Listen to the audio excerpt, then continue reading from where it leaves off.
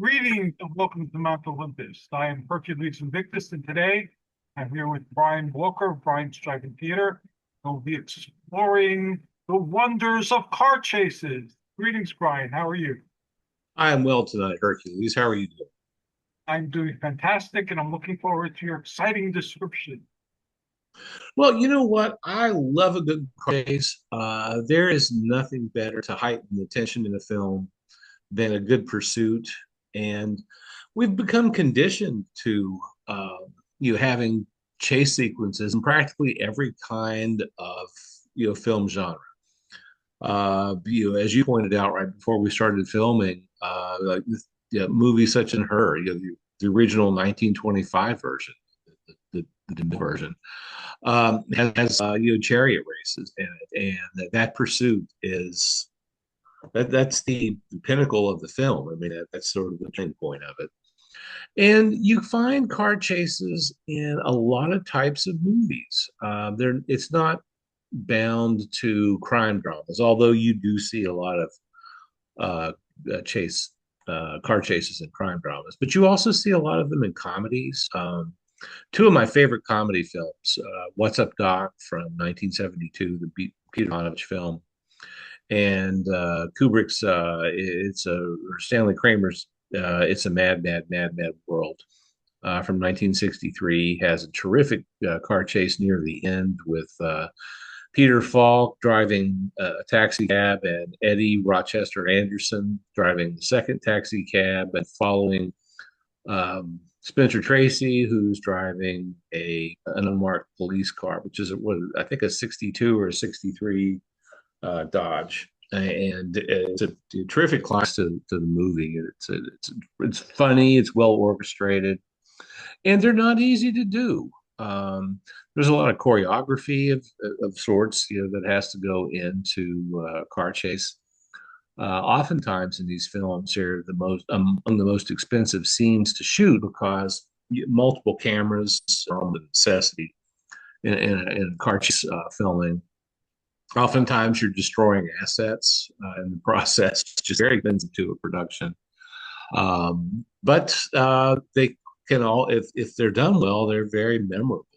Um, and when it comes to car chases and film, interestingly, films and automobiles are roughly the same age.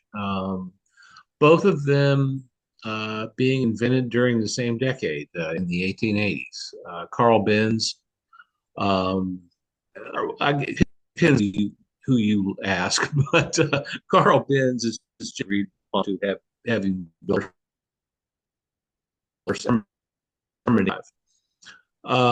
and in 1888, the earliest existing film anyway is 1888. It's called Round Hay Garden. Uh, it was shot by Louis Le Prince, a French filmmaker. Um, and when I say filmmaker, that's precisely what he did. But it was his idea to string images together so that there was a continuous film, tropes or things like that, where you get to see, a horse running or something like that. But he wanted to do something longer than repetitive. Um, and that they're, like I said, roughly the same age. So it's anything that the marriage of the two of them can be very entertaining. Um, just something about Louis Le Prince, the person who's generally credited for filming that English garden scene at 20 frames per second. He filmed that and a few other, very brief movies or flicker, however you want to describe them. But he disappeared in 1890, never to be seen again. He just sort of vanished off the face of the earth. And interestingly, around 1890, Edison, Thomas Edison, had his employees working on a very similar idea. Um, and Edison, Edison has a reputation, and who stole patents and such, yes, yes, he did. that'll be a pretty interesting film. And you could put a car chase in it. And But Le Prince's widow and son, she had him declared dead in 1897, after he had disappeared. Sued Edison, but not much came out of it because Edison, could afford better lawyers. And it's interesting how 130 years later, nothing changed. Not a thing. Yeah, when it comes to the first full length movie to what we think of as full length, and this one was 100 long, which was odd at the time, was the Corbett Simmons fight. And you can sort of think of it as a documentary. It was shot in 1897, and the whole fight was the whole match, I should say, was shot. So it was 100 minutes long. And that was really what we think of as being feature length. That was the first film that was of that length. Typically, films were very short, anywhere from about 5 to, let's say, 11 to 12 minutes, until we get into the teens. They just weren't very long. Now, the first car chases that I've seen in movies, I would probably attribute to the Keystone Cops. Did you ever watch the Keystone Cops? On the Keystone Cops, I'm sure that they knew at the time they were both films that were being shown on the television, but the Keystone Cops were a regular feature in my television watching.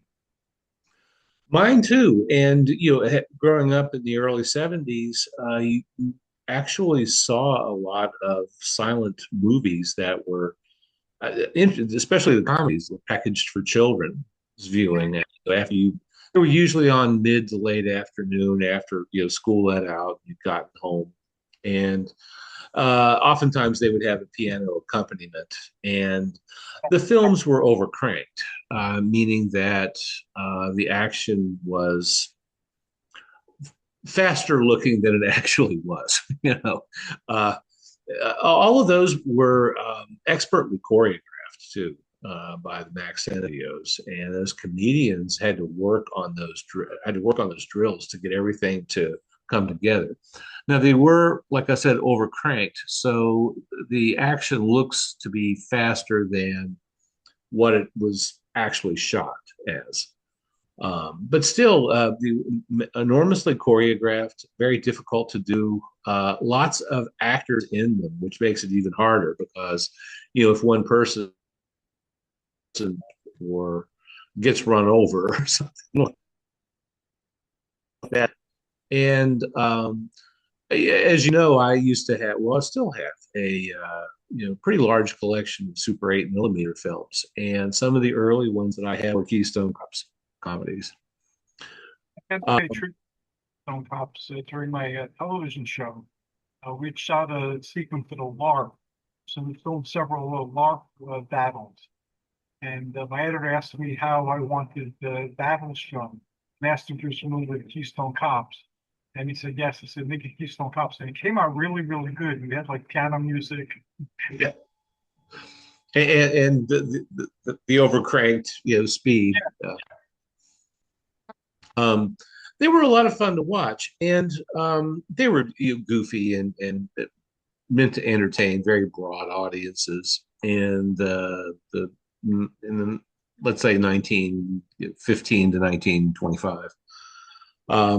But still a lot of fun and wonderfully choreographed. Almost hard to fathom how it was very well practiced, but they make it look like they're just buffoons and all of this stuff is happening. But the effort, the enormous effort that went into all of that, especially at a time when cars didn't respond very well to average driver inputs. Cars were horrific to even start, back in that time. Almost all of them, until electric start became more popular, almost all of them had to be started with crank. And it wasn't unheard of to break your arm, trying to start a vehicle like that. I know that. And women sometimes didn't have the physical strength to actually start them. So that tended to keep them off the road. Um, One of the types of vehicles that came along and marketed specifically toward women were electric vehicles, roughly in that time period of, let's say, 1905 to 1920 or so. Henry Ford's wife, Eleanor, had an electric vehicle, and that's what she drove around Fairlane, which was their compound or campus, or whatever you want to call it, in Michigan. I've actually seen that. I believe it was at the Henry Ford Museum, now that I think about it. Um, the electric cars at the time obviously didn't need a hand crank because they were electric, and they were much friendlier for people who didn't have an inordinate amount of strength in order to crank one of these things over, which was difficult to do. Even difficult, for a lot of men, um, but particularly for women at that time. Um, and cars were, like I said, slow to respond to inputs. They didn't handle very well. They were slow. They didn't stop very well. Even if they did stop, it must have been horrific to try to choreograph all that and to make it come off looking as effortless as the Keystone Cops did. Really amazing stuff. Now, I, I don't know if you remember uh, how pervasive it was in the early 70s, but a lot of 1930s comedies were shown on television in the 1970s. There seemed to be almost a nostalgia for Depression era films. At least that's what was being sold into syndication packages in the 1970s.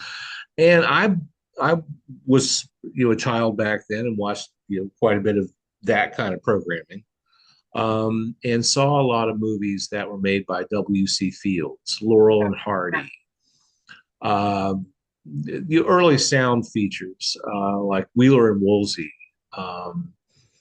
There's any number of Hal Roach comedy teams that did films, and these were marketed toward children. Oftentimes that they were shown, after school, sometimes later at night too, like on the weekends.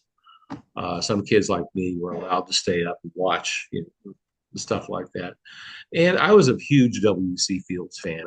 As a child, I had all kinds of, I had albums, books about W.C. Fields. I had a huge grass mat that hung on my wall that had a silk screen of W.C. Fields' face. Wow. Um, and it read "Never Give a Sucker an Even Break." And I still like W.C. Fields. And my favorite movie of his has an epic car chase in it, just a terrific one. The movie's called The Bank Dick, and it's actually from 1940. And he's Fields lampoons himself in his movies, and he uh, he knew what he was, and he was a very intelligent man, but he was also a raging alcoholic, um, and had some um, uh, unsavory, well, not unsavory, but I guess excessive habits or hobbies, however you want to take a look at it. But he did have a drinking problem. But he was also a brilliant comedian, and he exploits both of those in the Bank Dick, where he's a terrible father, kind of a worthless family man. He drinks excessively. He's not a very good provider. He's not working regular jobs for the family. And he accidentally thwarts a bank robbery in the very beginning of the movie, and is rewarded for thwarting this bank robbery, not through any kind of cash, but by being given a job at the bank as a sort of security guard. And as he redeems, well, he oddly redeems himself at the end because he thwarts another the bank robbery, but this time that's where the car chase in the Bank Dick happens toward the end of the film. And it's a terrific car chase. It's as good as anything shot today. And some of it's done with the stage trickery that they had back in, well, 1940. But a lot of it's just, and some of the films are overcranked. You can tell here and there. But some of it's just honest to goodness choreography, which is something that W.C. Fields was very good at. He was a juggler at one point in vaudeville, and he had very, especially an alcoholic, he had very good physical timing. Um, and I think it would probably be difficult if you were three sheets to the wind to catch to catch all the batons you have in the air, but he could do it. And just his films, I know a lot of people. He's sort of fallen out of favor, Dave, because he's seen as um, he's not a very. I get it in part a very likable protagonist, but I think it's brilliant how he comes off in his movies, and he doesn't really paint himself as a protagonist in his films. So, films, W.C. Fields films are a lot of fun, very cynical, um, surprisingly naughty. If you really listen to the dialogue, what he get away with that other um, comedians might not have been able to because he had more finesse. I think he was brilliant. Uh, Cartoons like Popeye and Betty Boop, and they would say the most remarkable things if you were an adult and paying attention to their mutterings. Uh, and now it seemed that type of things were put upon. I know Popeye stopped appearing because of smoke, so uh, they gave him a pipe that didn't have smoke, and then took away his pipe altogether, and then Popeye kind of disappeared. Now Popeye's in low-budget horror movies. well, that's unfortunately that's sometimes what happens when a film or an image goes into the public domain. Um, I'm a big believer in public domain entertainment, but I can see that maybe if I was the owner, it might bother me a little bit to watch that happen. But I've noticed that Betty Boop is now doing like commercials for casinos and such. So she must have. I guess she has moved into the public domain as well because. And why would you use Betty Boop? It just I've seen those commercials and it doesn't make any. Why would you use her? But when I Well, think of, Winnie the Pooh is a horse movie monster. well, yeah, true, and even the Banana Splits, although they're not public domain, even they've made horror film at this point, which I have yet to see. I don't know. I loved the Banana Splits when I was a kid. I had the coloring books and stuff like that, and I got to see them once, and I just can't imagine them killing anybody. But yeah, I guess I should watch it at some point. I'm a big Conan fan, as you know, in the Sword and Sorcery rather films. And Amazon had the Conan property, and they wouldn't do it because it said it was toxic masculinity. And this was Hmm. just so bizarre to hear that. Anyway, with the bank dick, you did get, and this is like I said, 1940. You did get that car chase scene, and they start. I'm not saying that W.C. Field started it, but car chases begin popping up. Um, they drive by night is a good example of that. This is a Warner Brothers film from 1940 with George Raft, Ann Sheridan, Ida Lupino, and Humphrey Bogart. And it's not technically a car chase. It's actually trucking instead. But there's a lot of tension on the highway and such. So we'll call it a car chase. Um, World War II did away with a lot of that temporarily because of gas rationing, and you couldn't use. Most people were limited to 3 gallons of gasoline a week back then, so uh, wasn't really conducive to car chases. But after World War II, automakers, after they had Well, between 1940, I want to say January, February 1942, and the end of the war in August, September of 1945, most people in the U.S. could not buy a car.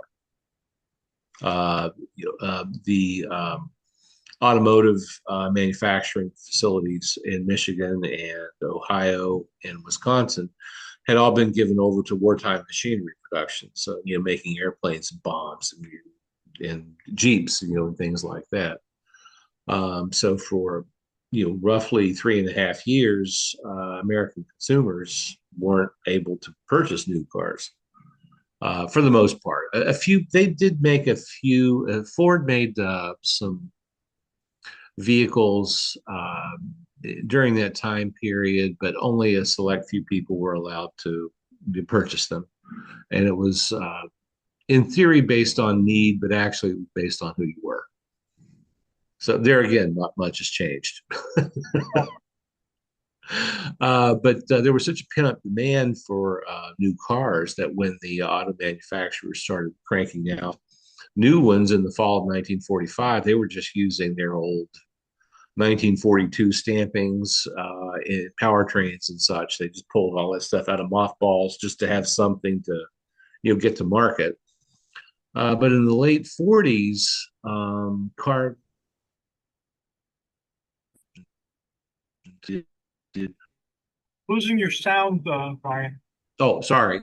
Automakers needed to come up with ways to entice people back in to buy cars more often. And one of those was to build fast. Um, so gradually, vehicles, in the engines that were put in them were until 1950. Most vehicles had inline six-cylinder powertrains. They had an inline six-cylinder engine that put out somewhere between 80 to 100 horsepower.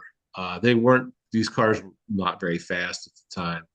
But in the 50s, engines started getting bigger, higher compression, more powerful. Cars started getting faster and bigger as well.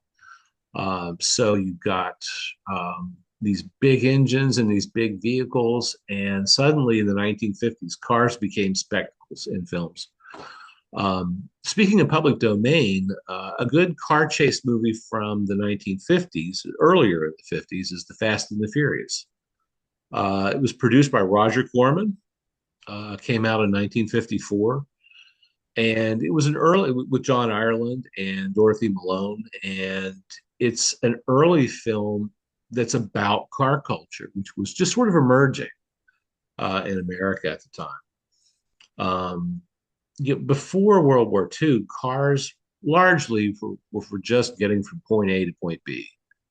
And you were lucky if you could keep them running to do that, especially during the Depression. In the 1950s, it was every year, it was a big spectacle to have new cars coming out, and they were supposed to be bigger and more powerful, more luxurious, more options, automatic transmissions. Although the sale of which started in the late 30s, got popular in the 1950s. Power steering, power brakes, air conditioning was a mid 1950s option for most cars. Very expensive at the time, but soon it became, in America, who you were had a lot to do with what you drove, and that had not been the case before that. And I think that that's where you see car chases becoming more and more common in films and all kinds of movies, really.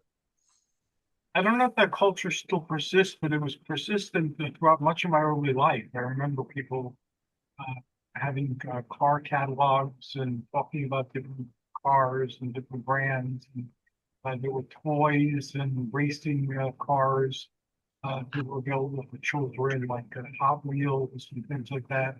So, I was one of those kids, and I'm here to tell you that culture is not what it used to be. It just isn't. Um, Things have changed. Cars, there are fewer automakers now. I think that's bad.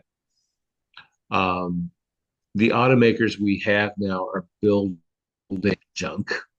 And most of them are building just crap. They're designed not to last much longer than warranty, quite honestly. Most of them don't care about you. You may or may not ever buy another car from them. They don't seem to care. But back in the 50s and 60s, I think there were actually some genuine car people running these corporations, and they wanted to produce more luxurious, more attractive cars, faster, more powerful, more comfortable vehicles. We don't get that anymore. What we have now running car companies are a bunch of disgusting venture capitalists, people who don't understand vehicles at all. All most of them really seem to be able to do competently is to run perfectly good corporations into the ground because they're so inept. The venture I guess that sounds political, doesn't it? I don't mean for it to be, but that's true. I think there was more love for the automobile back then, and I think that's why you saw more car chases in movies too. and the car culture was extended to trailer parks. Yeah, Trailer parks now owned by venture capitalists, I've heard. and what used to be an inexpensive option for retirement or starting out, a mobile home is now gone because all of these private equity firms are buying up these mobile home parks and they're doubling the rent Yeah. for people who can least afford it, typically. You know, um, but anyway, going back to a simpler time, uh, you do see more and more. Like I said, you see more automobilia in 1950s movies. Even if there isn't a car chase, if it was shot in modern times, that seemed to be a marker of success. If you had the newest car with the biggest fins, or maybe the most brightly colored car. And most cars were black, thanks to Henry Ford, until, let's say the 1940s, 1950s. And paints got better. Paint technology got better during that time, partly due to World War II. And they were painting cars bright, bold colors, turquoise, pink, red, bright red, colors that you just hadn't seen for the most part on vehicles before that. So, and the louder your car was, the flashier it was, the more chrome it was, I guess, means the more successful you are. When I talk to my students now, and some of them are still into vehicles, that they still like cars, but they have an entirely different approach to it than people of my generation did. They look at cars as aspirational, almost exclusively, meaning that you don't really want to buy you don't want to buy a new Kia that you could potentially afford. Rather, you should go out and get a flashy new BMW, or maybe a Mercedes, something with some panache, something with some street cred that you cannot afford. Some people will bite the bullet and do it anyway. And that's really not the spirit of car collecting, or collecting automobilia at all. It has nothing to do with how aspirational a certain car mark is perceived to be. Actually, it had more along the lines to do with how fast, what are the 0 to 60 times in this car, how fast can it go around the circuit, that sort of thing. It's not really about the performance of the car now. It's just the perceived, what's the word I'm looking for? The keeping up with the Joneses, I guess is the way to put it. It's supposed to be an extension of who you are and how successful you are, which is all hokum. But Now, do you think that has anything to do with the influencers, the ones that evolved into the manosphere now, but before they were talking about success, and they showed the mansions and then the cars that they drove and the girlfriends that they had. And later on, it was discovered that a lot of this was rented, so it was a performance. So they didn't really have anything of value to sell you. But for a long time, I noticed that people were beginning to view possessions or even people in their lives in terms of their aspirational value in props in the life that you're creating. a lot of some entrepreneurs, especially in the Southern California area, will rent you a mansion that they have available, for a few hours for a few $1,000s, or maybe a Ferrari or something like that, some big ticket item that you can rent briefly. And some content creators will go together, and you'll rent said item for a few hours, and then they will all do their Right. individual filming, which you might as well pool your resources.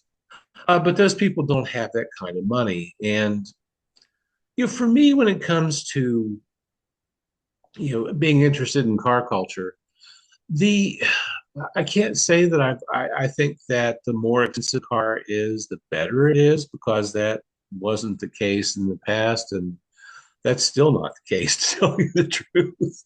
Uh, there's a sort of a marriage of a lot of things that go together to make an awe-inspiring car, and it doesn't necessarily have to be expensive.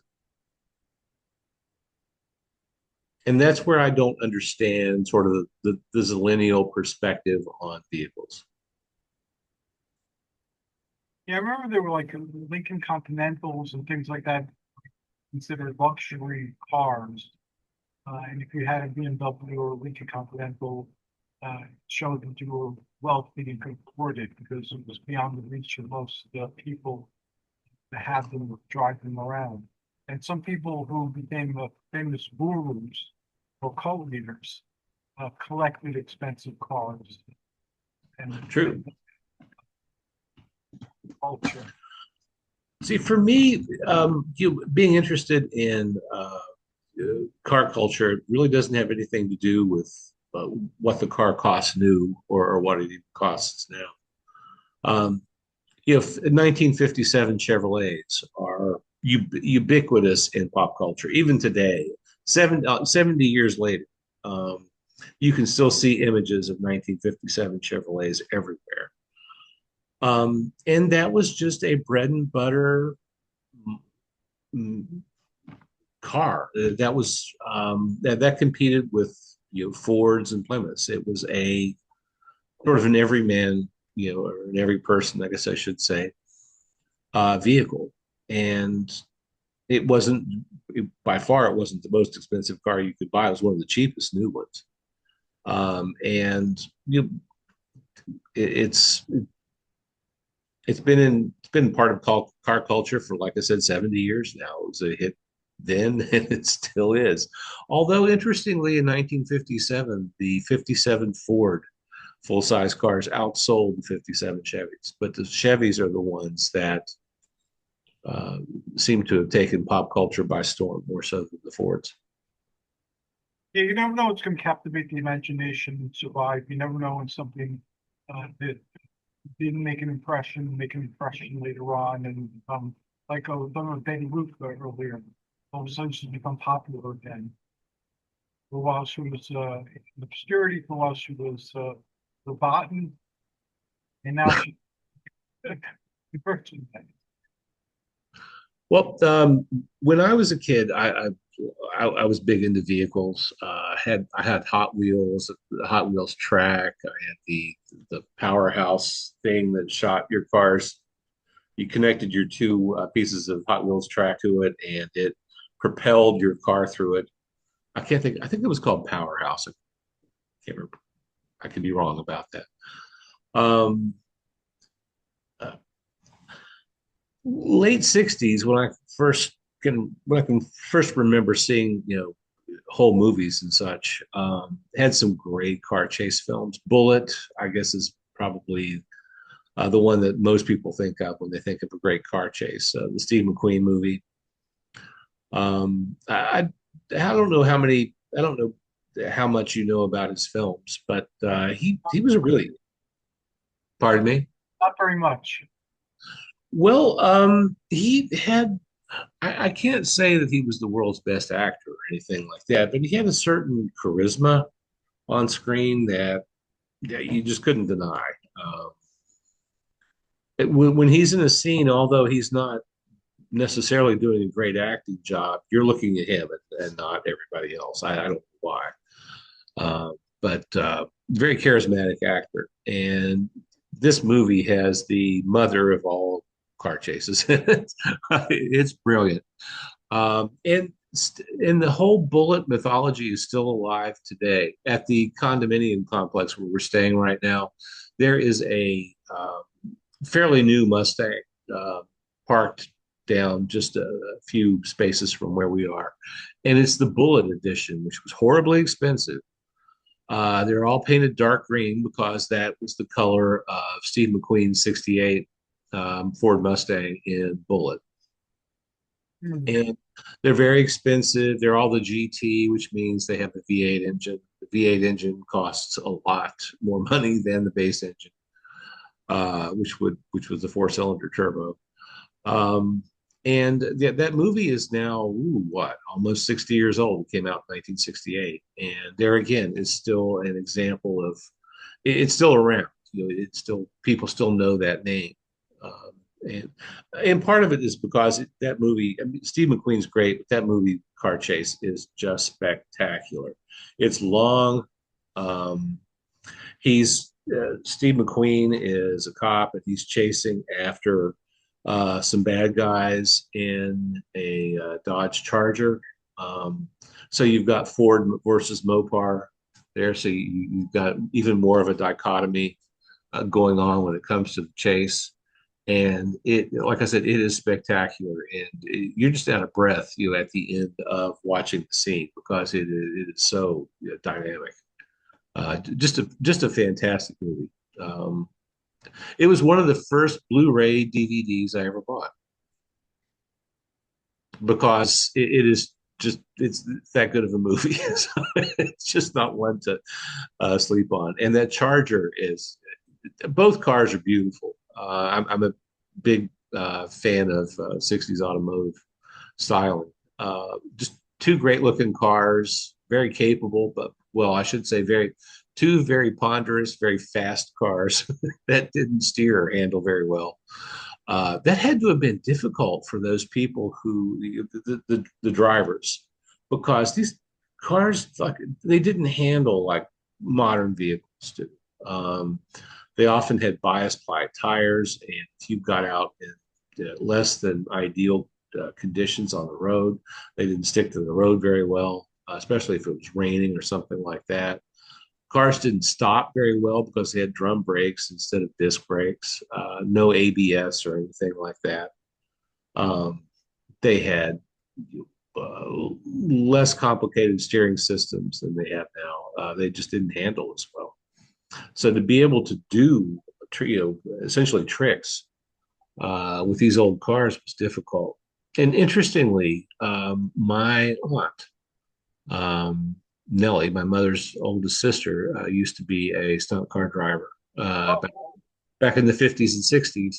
And when I've seen some old photos of what she would do, and she worked for a Ford dealer um, who also had this traveling cavalcade of stunt drivers, and they were all women, which is odd for the time. This is probably 1956, 1957, something like that. And in the pictures, she's like doing a ramp to ramp jump. In one picture, I can think of it, she's doing it in a 1960 Ford Falcon.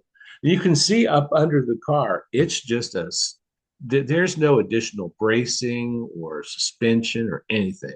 It's just a stock 1960 Ford Falcon jumping from ramp to ramp. How that must have taken some guts, you Yeah. know. I wouldn't do that now, but to do it back then, that had to have been a leap of faith. There were also cars that we grew up with that achieved like legendary status. And for chasing, I'm thinking of the Batmobile. That was made for chasing other cars and being chased by police vehicles and others who wanted to stop the Cape Crusader and his companion from fighting crime. Well, the original Batmobile from the ABC TV series from the mid '60s was incredibly heavy, Mhm. um, and didn't really go all that fast. So if you watch the TV show, you can see that the film's overcranked to make it look like it's going faster than it actually is. In our imagination, the Knight Rider's car that was sentient, a car, and also was like a But partner. that's right. Yeah. There was oh my gosh, what is his name? William Daniels, was he the voice of the car? I don't remember. I think William Daniels is the voice of the car. He's still alive. He's close to 100. Wow. Used to be on St. Elsewhere. He's been in a lot. He and his wife, she's an actress. They're both horribly old and still alive and still with it. You know, they're it's kind of amazing. Yeah. A movie that I can remember seeing at the drive-in with my parents as a kid, and it's a great car chase. Practically the whole movie is a car chase. Is Vanishing Point with Barry Newman, Mhm. and wait a minute, I think it was 1971 when it came out. Cleavon Little is a DJ, and he's sort of the other character, you know, in the movie, and um, yeah, Barry Newman's got this. I think it's a 71 Dodge that it's essentially an hour and a half long commercial for this car, but it's a beautiful car for the time. It gets just well as it gets destroyed, as does Barry Newman at the end of the movie. But Vanishing Point, and not an expensive film, and essentially a B picture, but became wildly popular. It did very well at the box office, uh, and a lot of it's just it's just that outlaw Bonnie and Clyde kind of thing that some people, and even I get caught up in, from time to time. It's great that you're taking us down the paths that we normally don't tread. I mean, the traditional horror, science fiction, fantasy, uh, Greco-Roman, antiquity type of films we cover in great detail. But I like how you've been veering towards like beach party films and car chases, because those two are very important elements of the evolving cinematic experience. So thank you for bringing us down the path as well. Well, to tell you the truth, I tend to like all kinds of film genres. I like Western movies. I mean, the mood has to hit me, but there's some terrific Westerns that have been made. I like comedies a lot. It's hard to make a good comedy that kind of can outlast, contextuality. Um, it's a mad world. I think is one of them that does because it just goes after basic human and personality flaws. It exploits those really well, and how money can make even the kind most kind-hearted person turn into an imbecile. Um, and everybody in It's a Mad World has feet of clay. There's no one who has good intentions in it, really. You can't make that argument for any actor, and I think that's what makes it so entertaining. you might root for one person or the other, but there's so many characters in it, and they're all in it for themselves. it's it's fun to watch the all the greed, sort of layout. That's been my one of my favorite movies since I was a kid. And it's one of those rare films, like What's Up, Doc, too, that I could probably watch any day of the year. Anytime I could watch that movie, and it would lift my spirits, and I would enjoy it. Wow, a lot to think about, a lot to remember, a lot to explore. Um, I never really got into the car ones that much. I've driven the car on and off for years. I've driven vans, I've driven all sorts of things. But I never really was drawn into the car culture. But other people in my family were. So I grew Mhm. up different aspects of the car culture, but I always felt like a little bit like an outsider with it. And I had a band that I really loved. That band, I guess, was my nearest race to the automobile. That's an important part of life. When Greg and I used to go to Los Angeles, we would go once or twice a year. We haven't done that for a long time. We flew into Burbank, and I liked flying into Burbank because it was a smaller airport. It's kind of easier. It's not LAX where everything's screwed up, and lots of human traffic. I mean, just lots of people. Burbank is smaller and easier to get through. Well, when I got to the rental car counter, the car that I had rented wasn't there. And I had rented just like I think mid-size sedan or something, something. I wasn't renting a Ferrari or anything like that. Um, but they tried to palm off this tiny little commuter car, thing on me, and I'm like, I'm going to be on the Hollywood freeway, and I got to be on I-10. I can't. I got to have little sheet metal around me. And I eventually wound up with a minivan, but not like a full size minivan. This was a smaller minivan. It was a Mazda, and I was hating. I mean, when we got into that thing, I was like, God damn it! I don't want to drive this. We put 2,000 miles on it, and I loved it. Yeah, It was a Mazda, so it was kind of punchy and fun to drive. It wasn't big, which was nice because didn't want this big vehicle. It was easy to pack because it had these sliding doors on the side. I loved that thing, and I have never eaten my words more about a vehicle than that one. in my van, I loved it. I used to go driving just for the joy of the driving. I learned Mm. spark plugs and change the oil. All sorts of stuff. So that was the one vehicle that I really got, I guess, emotionally attached to part of my life. All other vehicles were just modes of transportation. Yeah, they're appliances. Yeah, Americans build them into something more than that. Well, and some Europeans and some Asians too. But in America, for some reason, it's just all caught up in car culture. Uh, and the movies reflect that. And another film that I remember seeing, I'm pretty sure we saw it at the drive-in, was The French Connection with Gene Hackman, who passed away last year, which has maybe my favorite car chase in it of all time. It is brilliant. Gene Hackman plays Popeye Doyle. He's a cop, and he's, for whatever reason, almost psychotically bound to right an injustice, but it's sort of his own brand of justice. It's not really based in law or anything like that. Um, and the elevated train car chase in it is just brilliant. And William Friedkin, who did The Exorcist, just threw everything into the car chase. I mean, that had to have been the most expensive piece of that movie to film. Because it's in New York, they're under the elevated train. It's shot early morning, but still, I mean, there's always traffic in New York. Um, and he even throws baby carriages into the mix. It is just brilliant. So well orchestrated.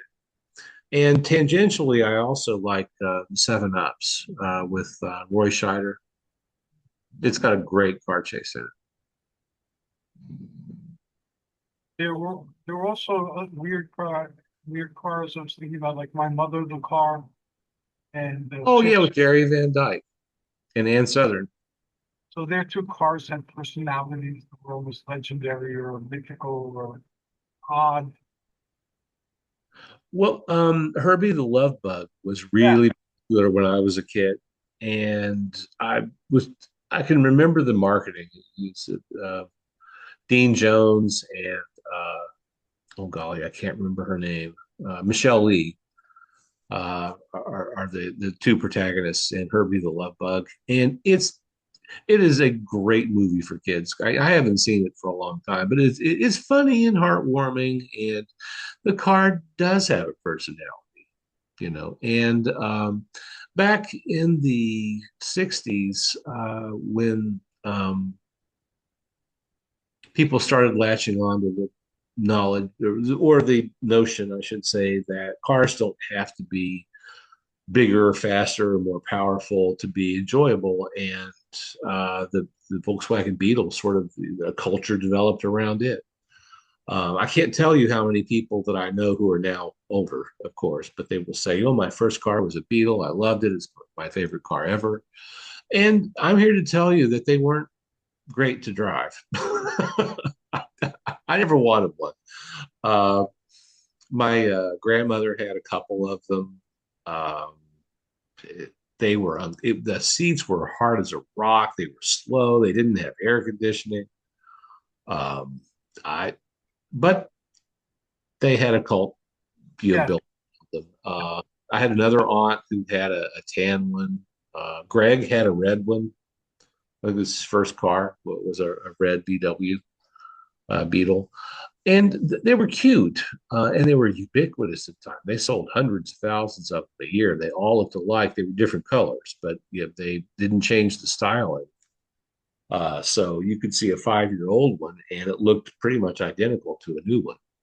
Um, and they were ubiquitous at the time and reliable. It was a simple powertrain, easy to work on, not very fast, efficient for the time, though. They got about 25 miles per gallon, which now doesn't sound great, but back then was very good. Yeah, I And remember. they did have a personality. They were, designed in the 1930s, so they did not have a lot of the bigger, faster, better options on them. They were kind of a throwback. They were cheap, but they were also reliable, and um, they were good in the snow, which you didn't find that much among cars back then. They had skinny tires, and the engines were in the back, so they had pretty good traction.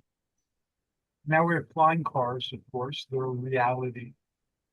Seen YouTube videos on flying cars in China and in other places. So it'll be interesting to see if those two develop a cult or a personality or become fetishes or idols in some subculture. Do you remember, or have you ever seen a movie called Gone in 60 Seconds? It rings a bell, but a very faint one. I might have seen it, or I might have heard about it, but I don't recall things. It was wildly popular. I want to say 73, 74. It was directed by H.B. Halicki, who also starred in it, and he is a stunt driver. It has a car chase that approaches 40 minutes at the very end of it, and it's thrilling. I mean, it is there are no real stars in the movie. The star in the movie is his Mustang, which he calls Eleanor. And they destroyed the movie.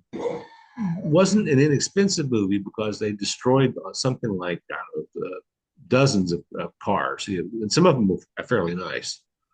But it's a cult classic. And if you're interested in stunts and speed and chase, it's maybe the best car chase movie because that's all there is to it. It is a car chase movie. Um, Steven Spielberg's Duel, I think, is a fun one to watch. Terrifying. Uh, So for me, it's a horror film. Um, you could see it as a crime drama, I suppose, but I would call it a horror film, really. If you've ever been on the highway and been menaced by, an 18-wheeler that, if it hits you, is going to kill you.